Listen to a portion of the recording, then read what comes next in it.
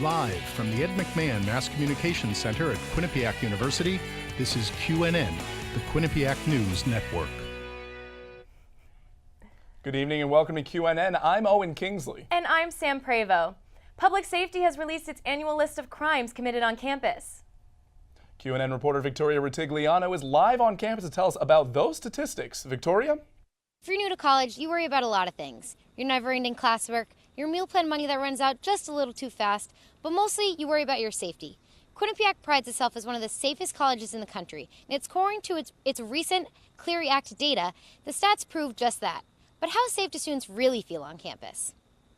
Quinnipiac disclosed its annual Clery Act report this week, sharing their campus crime statistics this year as it compares to years past. And Quinnipiac announced in its report that it has more than 200 different call boxes throughout its 3 campuses. So should you ever feel unsafe, there should be a call box somewhere near you where you can call for public safety. This is Victoria Ritigliano with QNN. Back to you guys. Thanks, Victoria. United States Senator Richard Blumenthal held a summit at Quinnipiac University on Monday to discuss ways to combat sex trafficking. Victims, advocates, university law students, and attorneys were all present to discuss legislative, legal, and grassroots efforts. Blumenthal says he wants to crack down on those websites that support sex trafficking. Quinnipiac University's Latino Cultural Society is continuing to raise money for Puerto Rico and Mexico. The Battle of the Bobcats is a friendly competition between a variety of clubs on campus. Whichever club raises the most money will win either an ice cream social, pizza party, or a donation to their club's philanthropy. Clubs have until Friday to stop by the table in Tater Hall. Quinnipiac students are trying to stay healthy this fall. Student Health Services will be hosting flu clinics all month on all 3 campuses. Students will have one more shot at attending the flu clinic on either York Hill on October 18th, North Haven on October 25th, or Main Campus on October 26th. This weekend is all about celebrating life as a Bobcat. Parents and Family Weekend allows thousands of Quinnipiac families to experience what it's like being a student here on campus through different athletic, academic, and social events. This weekend's highlights include an art fair, a hockey game, and a student performance of Doubt in the new Theater Arts Center building, plus a live concert event, Rocktopia, a classical revolution. The groundbreaking show celebrates the fusion of classic music and classic rock with a symphony orchestra. For more information and to buy tickets, please visit parents.qu.edu. The Sisters of Alpha Delta Pi held their annual fall philanthropy event on the quad this past Sunday. Diamond Heist is a competitive yet fun capture the flag tournament style game. All proceeds go to their philanthropy, the Ronald McDonald House Charities, which gives families with sick children a home to stay in for free. Students even got to enjoy bold creations and Milkcraft food trucks. And the Brothers of Alpha Epsilon Pi hosted their fall philanthropy event, Pi a Pi, Monday on Bobcat Way lawn. Students got to pie the brothers in the face in an attempt to raise money for their philanthropy. The Gift of Life Marrow Registry, which helps patients with blood cancer find bone marrow and blood stem cell donors. And on October 23rd, the brothers will continue to raise money by selling Krispy Kreme donuts in Tater Hall. The Latino Cultural Society held their annual Copacabana Night this past Wednesday in honor of Latin Heritage Month. Matt Grahn shows us more. Last night, the Burt Kahn Auditorium was the scene of quite the party. The Latino Cultural Society hosted their yearly Copacabana Night. Flames and smoke destroyed Northern California homes this week. And there was another terrorist scare in London. QNN's Joe DeRosa has your full national news update. Joe? Sam and Owen, thank you very much. California is currently experiencing one of the most devastating chains of wildfires in the state's history. More than a dozen fires have spread across the state, leaving 17 people dead and more than 20,000 people without a home. The largest fires have spread throughout the California wine country, including the Sonoma, Napa, and Mendocino counties. Firefighters are still working diligently to contain the fires before any further damage occurs. President Trump has stirred more media backlash on Thursday after making several comments on Puerto Rico. The president took to Twitter to share some controversial thoughts on Puerto Rico's infrastructure before the storms, tweeting, quote, "Electric and all infrastructure was disaster before hurricanes." He also said that America cannot keep its relief efforts in Puerto Rico forever. The governor of Puerto Rico gave a critical response to Trump's comments, claiming that President Trump is, quote, "showing off that he is just racist." Moving across the pond, 11 people were injured after being hit by a car outside of the Natural History Museum in London. Police say that the car jumped over the pavement outside of the museum and ran into the pedestrians. The driver of the vehicle was detained and later arrested. This incident has added to concerns over recent terrorist attacks in the city. However, the London police have stated that while they are investigating the incident, it is believed that this was a road traffic issue and not a terrorist attack. And finally, a family has finally been freed after being held captive by the Taliban for 5 years. Caitlin Coleman and her husband, Joshua Boyle, were kidnapped in Afghanistan back in 2012 when they were touring the country. The Pakistani army was working with United States intelligence agencies to track the family.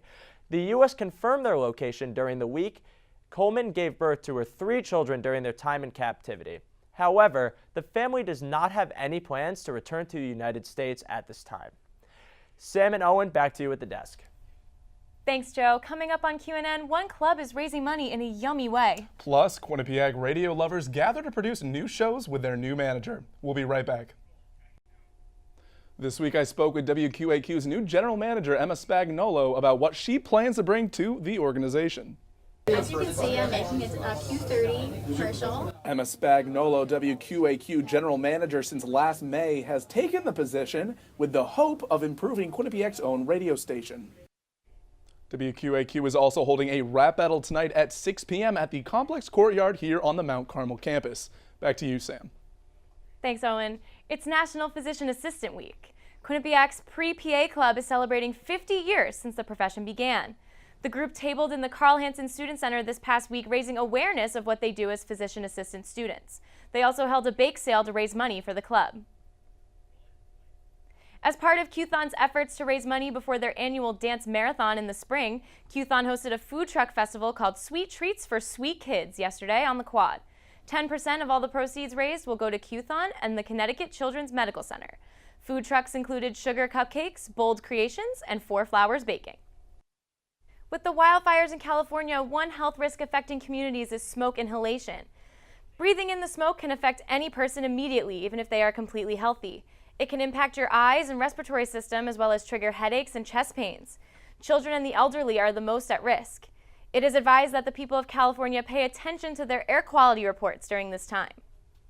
It may be harder for people to sign up for Obamacare this fall. According to a report from the Kaiser Family Foundation, 8 in 10 groups that help people enroll in Obamacare say they are getting less funding from the Trump administration.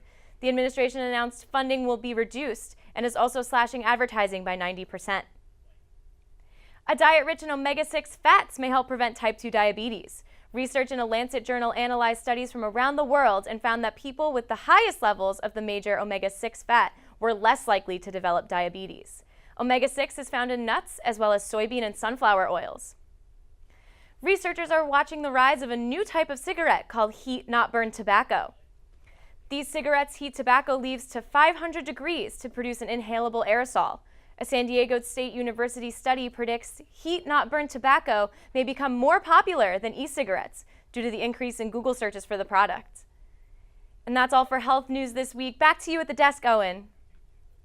Thank you, Sam. Coming up on QNN, Janelle Cadigan has clips from a highly anticipated movie trailer, plus Q Spirit Group holds auditions for a new mascot, and we're not talking about Boomer. We'll be right back. It's been a rocky week in the entertainment industry. It absolutely has. Let's get right over to Janelle Cadigan, who has the latest. Janelle?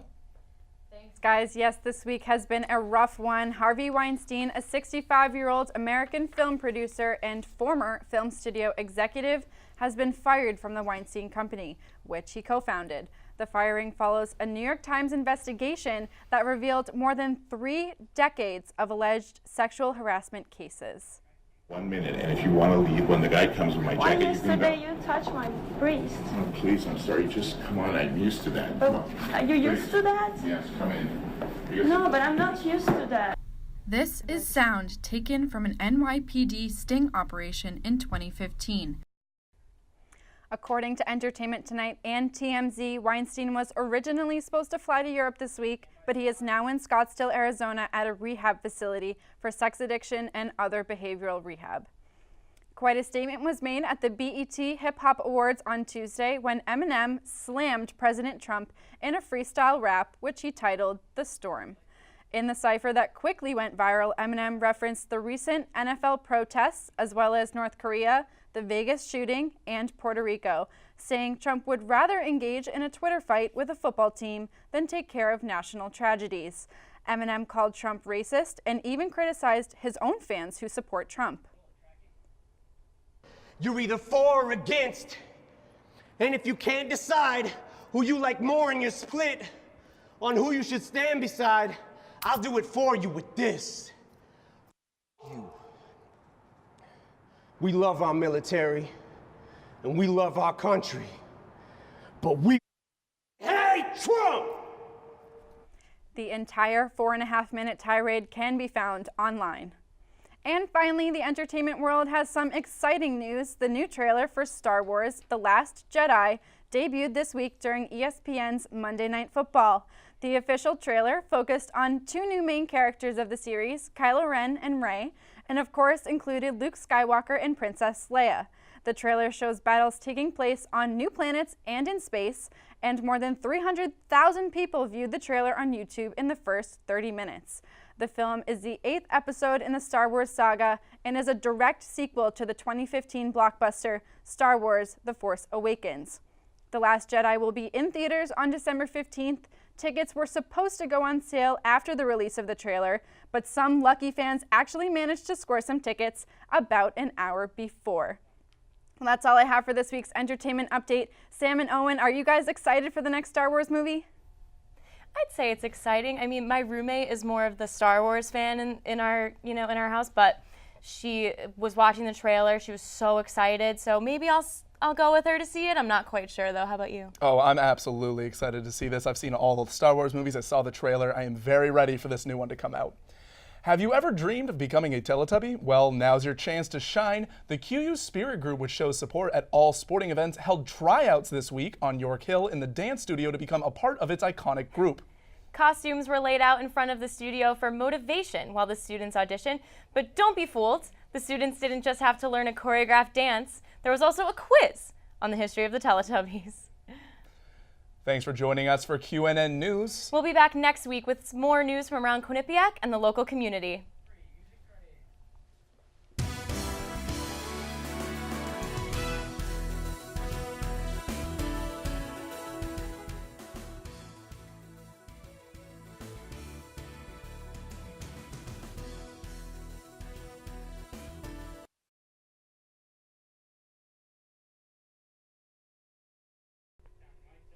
The New York Yankees are not going away quietly this October. And a gruesome injury to an NBA star is putting a team's season in jeopardy. Alexa Zeoli has your top sports stories from the week. Alexa? Thanks, guys. Quinnipiac women's soccer faced Manhattan College Wednesday in their final game on home turf. Despite going into 2 overtime periods, the Bobcats tied the Jaspers at 1-1.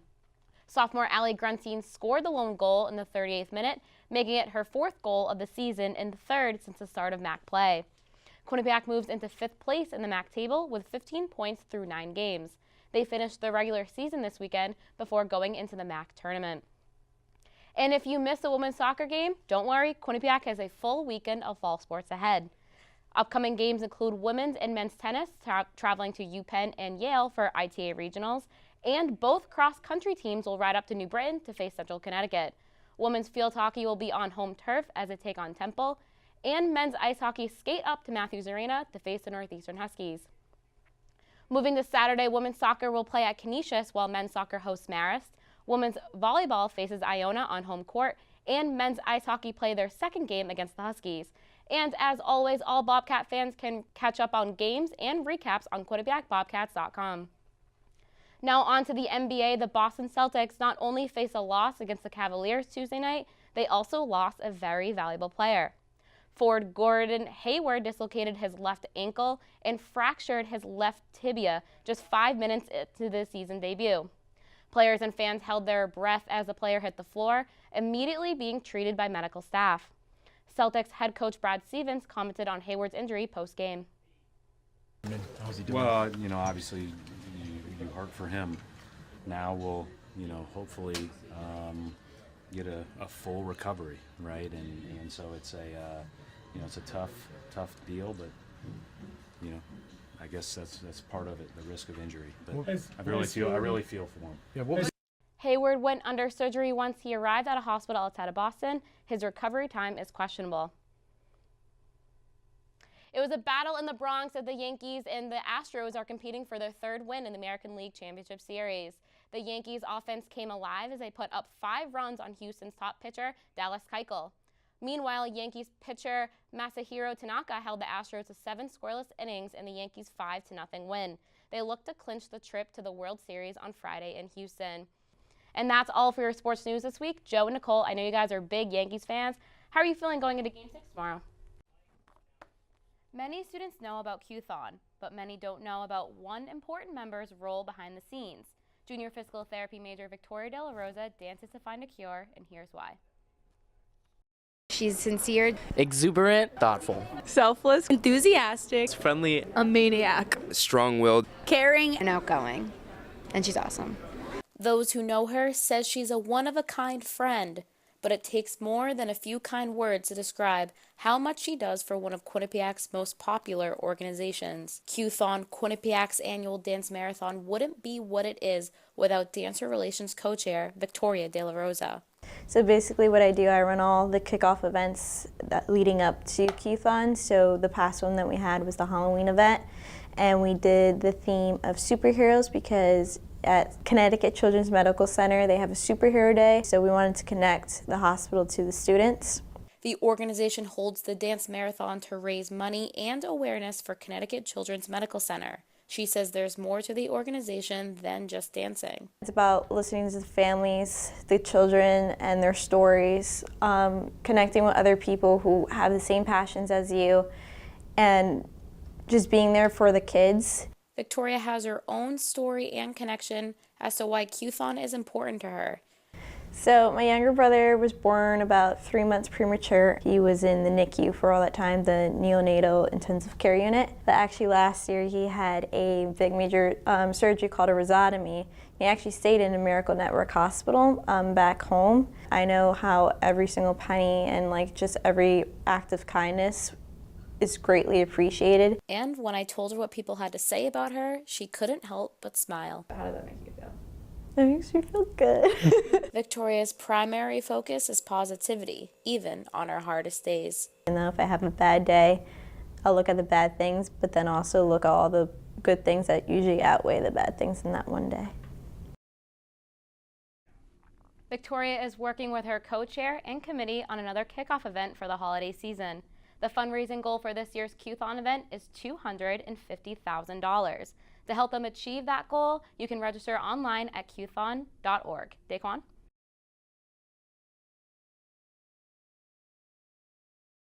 Hey, it's Anna and Raven, and we are so excited to once again team up with Western Connecticut Health Network for Star 99.9 Pinktober. And tonight, it's our bosom ball. A great party going on inside right now. DJ Fades is spinning the tunes. Everybody's out on the dance floor having a great time. Thanks to Garlic and Herbs, the food is fantastic. Had an awesome raffle. We got to go party. That's true. Thank you to Westport Inn for housing yet another amazing party. We're getting back in there. We're going to dance. We're going to have a good time.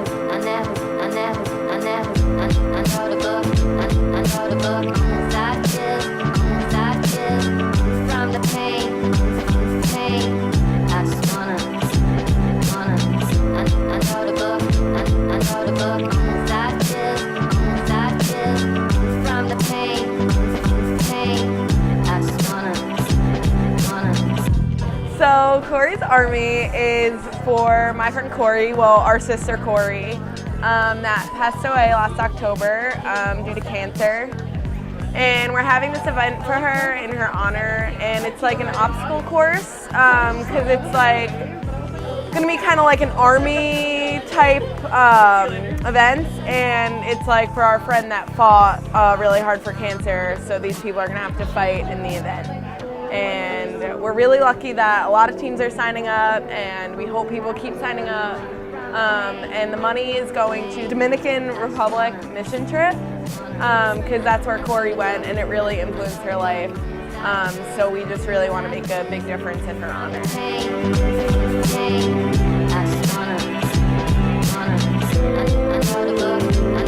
I